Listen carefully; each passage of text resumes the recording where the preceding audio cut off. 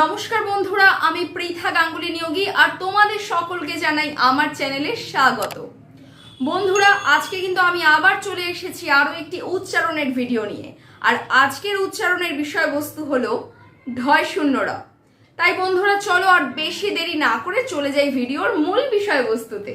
বন্ধুরা, ঢয় শূন্য র এই যে ব্যঞ্জন বর্ণটি, এটি কিন্তু ভীষণভাবে কম ব্যবহৃত হয়। আর এই ভীষণ কম ব্যবহার হওয়ার কারণে এই ঢয় শূন্য র দিয়ে গঠিত যে শব্দগুলো, সেই শব্দগুলোর ব্যবহারও অত্যন্ত কম। এবং আমাদের যদি জিজ্ঞাসা করে কেউ যে ঢয় শূন্য র দিয়ে গঠিত বেশ কিছু শব্দের নাম বলো, আমরা একটা দুটো বাদ দিয়ে কিন্তু বেশি বলতে পারি না।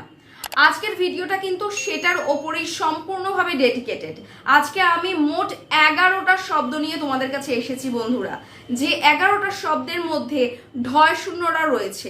কোনোটা ঢয় শূন্য র দিয়ে শুরু হচ্ছে, কোনোটার ভেতরে ঢয় শূন্য র রয়েছে। তো বন্ধুরা চলো আমরা দেখে নিই ঢয় শূন্য র এর উচ্চারণ কিভাবে করব এবং ঢয় শূন্য র দিয়ে গঠিত শব্দগুলো কি কি। বন্ধুরা, ঢয় শূন্য র, এই ঢয় শূন্য র এর উচ্চারণ কিরকম করব প্রথমে আমি সেটা তোমাদেরকে বলি।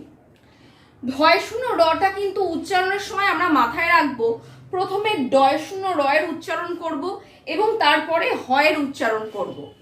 এখন কথা হলো, তোমরা বলবে যে ডয় শূন্য র এর উচ্চারণ কিভাবে করব। আমার চ্যানেলে কিন্তু সেই ভিডিওটা রয়েছে, সেটা তোমরা অবশ্যই দেখে নাও।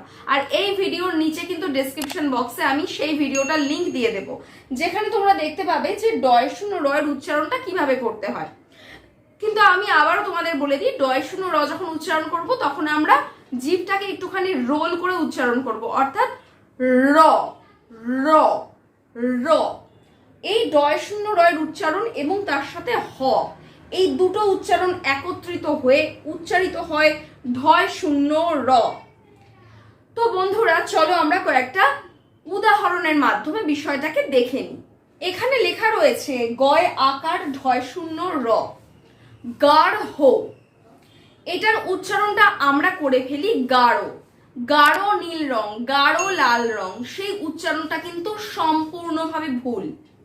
এর উচ্চারণটা করতে হবে গাঢ়, অর্থাৎ প্রথমে ডয় শূন্য র তারপরে হ। এরপরে দেখো রয়েছে গয় দীর্ঘ ঢয় শূন্য র, এর উচ্চারণটা হবে গুর হো। অর্থাৎ আমি তোমাদেরকে একটা দেখিয়ে দিচ্ছি। প্রথমে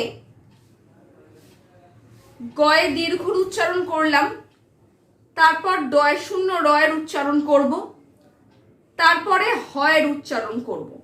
এই ডয় শূন্য র এর নিচে আমি একটা হসন্ত দিয়ে বোঝালাম তোমাদেরকে। এইটার উচ্চারণটা আমি এখানে লিখেছি।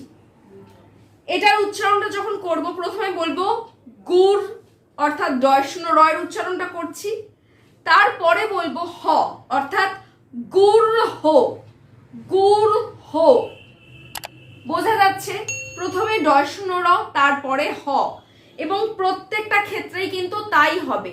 আগে ডয় শূন্য র এর উচ্চারণ করব, তারপর হয়ের উচ্চারণ করব, সেটাই কিন্তু ঢয় শূন্য র। গুর হো।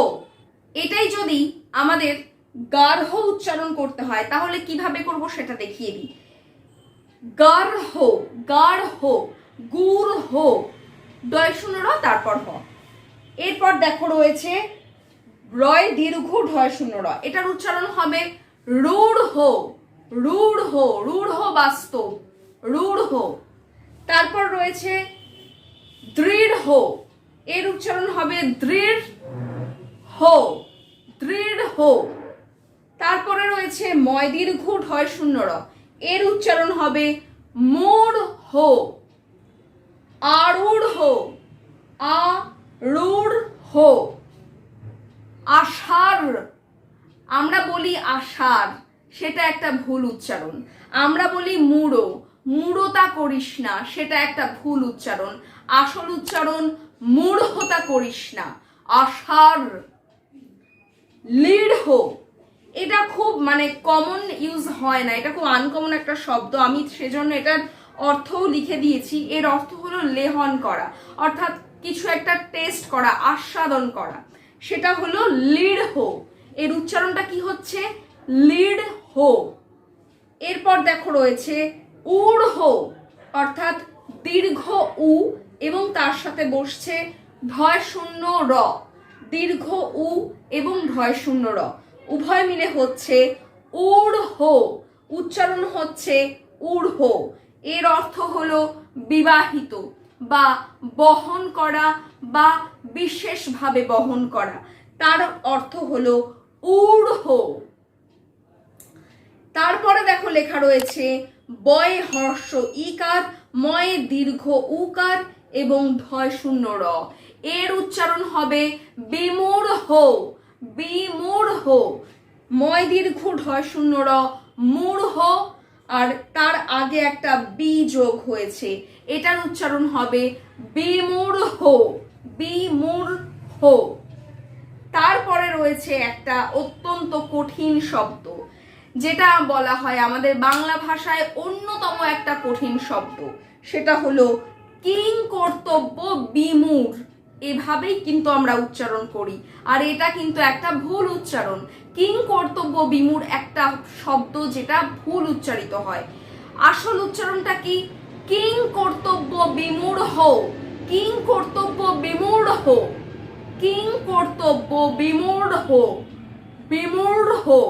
আগে র, তারপর হ, আগে ডয় শূন্য র, অর্থাৎ র, র কড়া চা আমরা যে বলি কড়া, ডয় শূন্য র। ডয় শূন্য র এর উচ্চারণ সঠিকভাবে আগে করতে হবে, তার সাথে একটা হ যোগ করে দিতে হবে, দুটো মিলে হবে মূঢ়। কিং কর্তব্য বিমূঢ়। গাঢ়, গূঢ়, রূঢ়, দৃঢ়, মূঢ়, আরূঢ়। এভাবেই কিন্তু এই শব্দগুলো উচ্চারণ করতে হবে। তো বন্ধুরা, এটাই ছিল আজকের ভিডিওর মূল বিষয়বস্তু। ভিডিওটা কেমন লাগলো সেটা অবশ্যই আমাকে জানাতে ভুলো না।